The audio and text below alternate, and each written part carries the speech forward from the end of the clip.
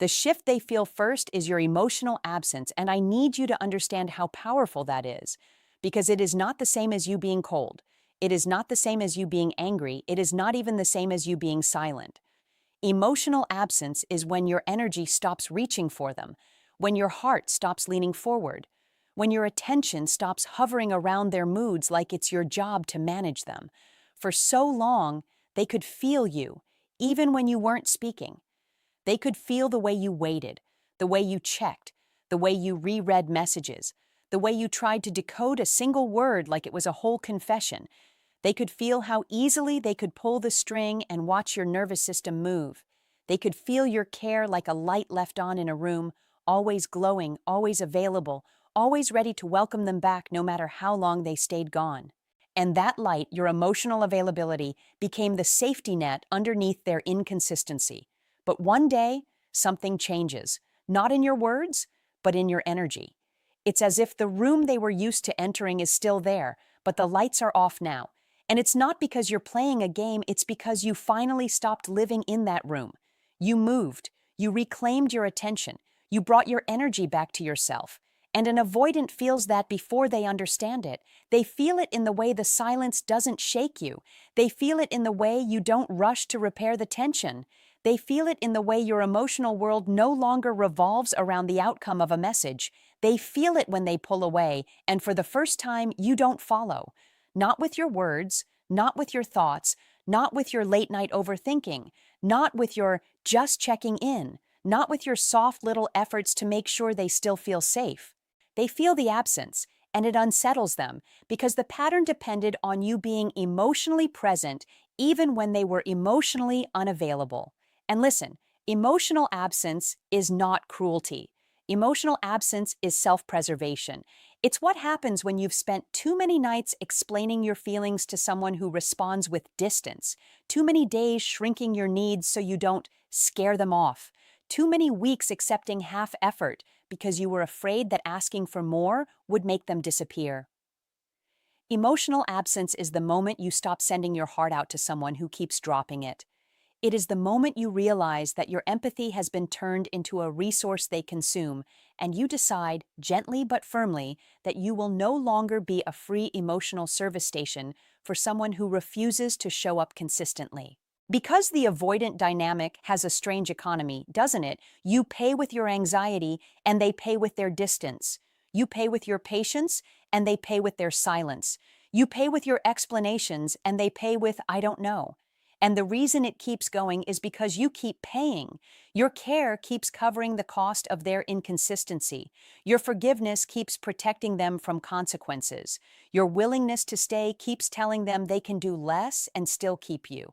But when emotional absence enters the room, the payments stop. Suddenly, their silence isn't an invitation for you to chase, it's simply their silence. Suddenly, their coldness isn't a fire alarm in your chest, it's information. Suddenly, their disappearing act doesn't trigger your collapse, it triggers your clarity. And for someone who has been relying on your emotional responses as proof that you are still within reach, this shift feels like the ground moving under their feet. They will test it because that's what happens when someone is used to access. They'll send a small message, something casual, something that requires just enough from you to confirm you still care. They'll like something, view something, show up with a random check-in, because they're not only curious about you, they're curious about whether the old version of you is still there. The version that answers quickly, the version that smooths everything over, the version that makes their life easier by carrying the emotional weight for both of you. And when you respond differently, when you respond with calm, with shortness, with boundaries, with a sense that you're not waiting, they feel that emotional absence, like a door that used to be open, is now gently closed. And here's the part you may not want to admit, but you need to hear it anyway. Emotional absence is often the first time they actually feel you. Not the you who is pleading, not the you who is trying to convince them, not the you who is explaining your pain in perfect sentences. They feel the real you when you stop trying to control their feelings and start honoring your own.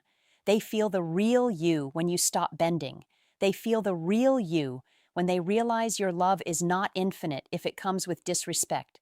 They feel the real you when you become someone who can leave peacefully, quietly, without needing to be rescued by their attention. Because emotional absence communicates one thing louder than any speech. It says, I am no longer available for half love. And I know how hard this is because emotional absence can feel like a death at first. It can feel like you're losing the connection, losing the hope, losing the future you imagined. It can feel like you're betraying your own heart because your heart has been trained to reach, to fix, to repair, to chase. But what you are actually doing is retraining your heart to come home. You are teaching your nervous system that it does not have to panic to be loved. You are teaching yourself that you can feel grief and still keep your dignity. You are proving to yourself that you are not the kind of person who stays in confusion just because it's familiar. And that is why this becomes the emotional game changer. Not because they suddenly become perfect, not because they suddenly transform overnight, but because the dynamic can't survive without your constant emotional presence. When you remove that presence, when you stop rewarding distance with effort, when you stop trying to earn consistency from someone who keeps offering uncertainty, the pattern collapses. The avoidant may feel panic, they may feel curiosity, they may feel regret, they may feel the urge to reach out, because now they are sitting with the one thing they tried to avoid, the feeling of losing you. Not losing you in words, losing you in energy. And if they come back, you'll be different, because emotional absence is not a phase. It's a boundary. It's a standard. It's you finally choosing peace over chasing, and that choice will keep you, even if they don't. Your detachment becomes the mirror, and this is where everything gets painfully honest, because when you stop reacting, you stop providing them with a distraction from themselves. For a long time, your emotions were the noise in the room, your questions, your worries, your what are we, your late-night messages, your attempts to fix the distance. And as exhausting as that was for you, it served a purpose for them. It let them point to your reaction instead of their behavior. It let them tell themselves a story. They're too sensitive. They're overthinking. They're pressuring me. Anything that kept the spotlight off the real issue, the inconsistency, the avoidance, the way they kept taking comfort without offering commitment. When you detach, the noise stops, and all that's left is the truth, a clear reflection of what they have been doing and what it has been costing you. Detachment is not you becoming heartless. Detachment is you becoming grounded. It's you choosing to stand on solid ground instead of standing inside uncertainty. It's you taking your energy back from the constant monitoring, the constant guessing, the constant emotional labor that kept you stuck. It's you saying, I'm not going to keep bleeding to prove I love you. And because you are no longer filling every silence, because you are no longer chasing every pullback, because you are no longer trying to rescue every fragile moment, they have to sit with themselves. They have to sit with the space they created. They have to sit with the distance they demanded. They have to sit with the pattern they repeated. And the mirror is brutal because it shows them that you weren't the problem. The game was the problem. The lack of effort was the problem. The fear of intimacy was the problem. The way they kept you close enough to soothe them, but far enough to protect them was the problem. And here's what you need to understand. An avoidant often feels safest when there is a controlled distance. Distance gives them breathing room. Distance gives them the illusion of power. Distance lets them avoid the vulnerability of being fully seen, but your detachment turns the distance back on them. It takes away the one thing that made their distance comfortable, your emotional availability. When you detach, the distance no longer feels like freedom. It starts to feel like separation. It starts to feel like consequence. It starts to feel like, wait, she's not waiting. Wait, he's not chasing. Wait, I can't just disappear and return to the same warmth. And in that moment, their own behavior becomes loud because it's not being softened by your forgiveness anymore. Detachment becomes the mirror in small, everyday moments. You stop replying with urgency. You stop writing essays to clarify your intentions. You stop asking the same question in different ways, hoping one version finally lands. You stop accepting "I don't know" as a complete answer to your needs. You stop being the emotional translator for someone who keeps speaking in confusion. And instead, you become simple. You become clear. You become steady. Your messages shorten. Your energy gets cleaner. Your attention returns to your life. You start going to bed without needing a last message. You start waking up without needing proof that you still matter. You start focusing on your goals, your friends, your health, your peace.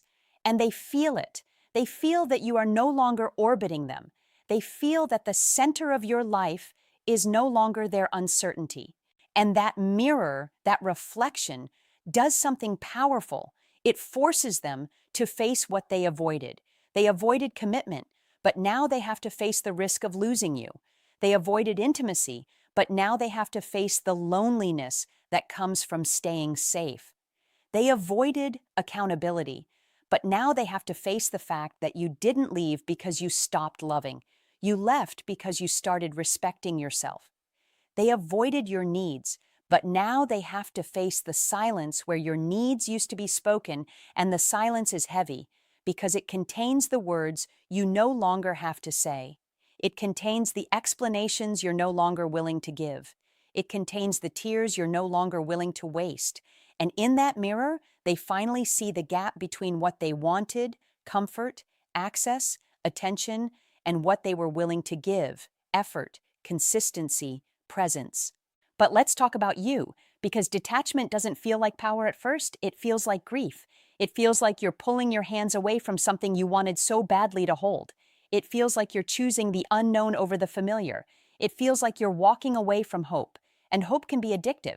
Hope can keep you waiting for years because hope whispers, maybe tomorrow they'll change. Maybe next week they'll be ready. Maybe if I'm patient enough, they'll finally see me. Detachment is the moment you stop worshiping potential. Detachment is the moment you stop falling in love with who they could be if they just healed. And you start paying attention to who they are right now and how they treat you right now.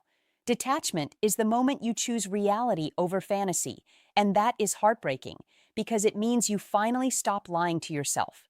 And this is why detachment becomes the emotional game changer. It puts the responsibility back where it belongs. It stops you from carrying the relationship alone. It stops you from doing all the emotional work while they do the disappearing. It stops you from being the one who constantly repairs. Because in a healthy connection, you don't have to chase closeness. Closeness is built. You don't have to beg for respect. Respect is given. You don't have to prove your worth. Your worth is assumed. But in an avoidant dynamic, you end up feeling like you must earn everything, and detachment is you refusing to pay that price anymore. And when they come back, because sometimes they do, detachment is what keeps you safe. Detachment is what stops you from confusing a message with a transformation. Detachment is what stops you from giving full access after one apology. Detachment is what lets you say, I hear you, and still require consistency. It lets you stay soft without being naive. It lets you be loving without being available for the same cycle. It lets you look at their behavior and ask, not with anger, but with clarity, are you actually different or are you just lonely today? And that question, asked quietly in your actions, is the mirror they can't escape. Because now, your detachment reflects back to them what your love was always trying to teach, that access to you is not guaranteed, that your heart is not a revolving door, and that if they want you, they have to meet you in reality, not in games. And that is why this becomes the emotional game changer. Not because they suddenly become perfect, not because they suddenly transform overnight, but because the dynamic can't survive without your constant emotional presence. When you remove that presence, when you stop rewarding distance with effort, when you stop trying to earn consistency from someone who keeps offering uncertainty, the pattern collapses. The avoidant may feel panic, they may feel curiosity, they may feel regret, they may feel the urge to reach out, because now they are sitting with the one thing they tried to avoid, the feeling of losing you. Not losing you in words, losing you in energy. And if they come back, you'll be different, because emotional absence is not a phase. It's a boundary. It's a standard. It's you finally choosing peace over chasing, and that choice will keep you, even if they don't. They confuse access with love, and if you've lived through it, you already know how cruel that confusion can feel, because on the surface it looks like connection, it looks like interest, it looks like intimacy, it looks like maybe they do care. They show up at the exact moments that hook your heart, a late-night message when you're finally starting to detach, a sudden soft voice when you've stopped chasing, a burst of attention when you've begun to rebuild your peace. They can sound warm, they can sound sincere, they can even sound like they've had some kind of awakening. And for a second, your chest opens again because you think, this is it. This is the moment they finally choose me. But what's really happening more often than you want to admit is that they're not choosing you. They're reaching for access, the comfort of knowing you're still available, the relief of knowing they can still touch your world without committing to it. Because access is easy for them, access means they can dip in and out. They can take the parts they like, the attention, the admiration, the emotional soothing, the girlfriend or boyfriend energy, without taking on the responsibilities that real love demands. Real love costs something. Real love requires consistency. It requires showing up when it's inconvenient. It requires accountability. It requires the courage to be seen fully. Access, though, access is a shortcut. Access is a message with no follow-through. Access is, I miss you, with no plan. Access is, I've been thinking about you, without change.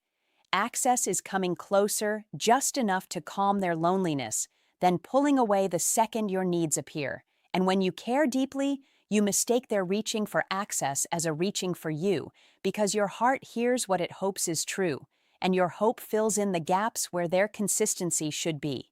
And this is why the moment you don't care anymore hits them differently, because the day you stop caring is the day access becomes uncertain. It's the day they realize they can't just appear and receive the same softness, the same reassurance, the same instant welcome. It's the day they try the old move, the hey stranger, the how have you been, the I was just thinking about you, and instead of your nervous system lighting up and rushing to respond, there's a pause, there's calm, there's space. And to someone who has been confusing access with love, that pause feels like danger. Not because they're suddenly madly in love, but because their safety net is slipping. The thing they relied on, the emotional doorway they could walk through whenever they felt like it, starts to close, and that's when they finally taste the emptiness they used to call freedom. You have to understand how they built that story in the first place. They told themselves, if she really loved me, she'd understand. If he really cared, he'd wait. If I'm not ready, they'll stay anyway. They treated your love like something guaranteed, like something that would be there regardless of how they showed up, because you kept proving it with your patience. You kept proving it by accepting half answers, by tolerating mixed signals, by staying emotionally open even when they were emotionally absent. And over time, they stopped seeing your love as a gift and started seeing it as a feature of their life, something they could access without earning. That's why they can be shocked when you finally detach, because in their mind, your love was not a choice, it was a resource. And the most painful part is that they might even believe their own feelings in the moment they reach out. They might feel lonely, they might feel fear, they might feel a sudden wave of nostalgia, they might feel the sting of losing control, and in that emotional spike, they'll call it love. They'll say, I can't stop thinking about you. I've never felt this way. I don't want to lose you. But love isn't a spike. Love isn't panic. Love isn't the rush that happens when someone becomes unavailable. Love is steady. Love is the decision to show up when things are calm, not just when things are slipping away. Love is not only missing you when you're gone, it's honoring you while you're still there. So when they confuse access with love, they confuse urgency with devotion. And you, if you're not careful, you confuse their urgency with proof that you mattered, even though you always mattered, even when they acted like you didn't. This is where your power changes everything. Because when you stop caring, or even when you start caring less, you stop handing out access like it's automatic. You stop giving relationship benefits to someone who won't commit to relationship responsibilities. You stop being emotionally available on demand. You stop answering like your worth depends on being chosen quickly. You stop letting their timing control your peace. And suddenly, the dynamic flips, because the person who only knew how to love through access now has to face the truth that access is not guaranteed, that closeness must be earned, that your softness has conditions, not cruel conditions, healthy ones. Conditions like respect, conditions like consistency, conditions like accountability, conditions like If you want a place in my life, you don't get to treat me like an option. And listen to me. This is not about turning your heart into stone. It's about turning your heart into a home with a locked door, not locked to punish people, locked to protect what's precious inside. A home is warm, but not everyone gets a key. A home welcomes, but not to those who bring chaos and leave mess behind. Your heart can be tender and still have standards. Your love can be real and still require effort. You can care about them and still refuse to be used as emotional medicine, because that's what access without love really is. It's them using your presence to regulate their emptiness without offering you the safety you deserve in return. So if they come back with an opportunity, with a sweet message, with a sudden confession, with a soft apology, you don't punish them. You don't beg them. You don't collapse into the old role. You watch what happens next. You watch if they show up consistently when they're not afraid of losing you. You watch if they respect your boundaries instead of negotiating them. You watch if they do the work when it's quiet, not only when it's urgent. And you hold the line gently, because the moment you stop confusing access with love is the moment you stop accepting panic as commitment, the moment you stop accepting words as repair, the moment you stop handing your heart to someone who only reaches for it when they're afraid of being alone, and you start choosing a love that feels like peace instead of a test, a love that stays when it's steady, a love that doesn't need you to disappear to finally be valued, a love that doesn't treat your absence like the only thing that makes you matter. And that is why this becomes the emotional game changer. Not because they suddenly become perfect, not because they suddenly transform overnight, but because the dynamic can't survive without your constant emotional presence. When you remove that presence, when you stop rewarding distance with effort, when you stop trying to earn consistency from someone who keeps offering uncertainty, the pattern collapses.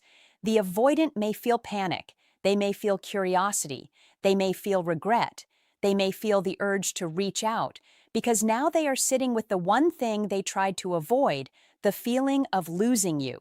Not losing you in words, losing you in energy. And if they come back, you'll be different, because emotional absence is not a phase. It's a boundary. It's a standard. It's you finally choosing peace over chasing, and that choice will keep you, even if they don't.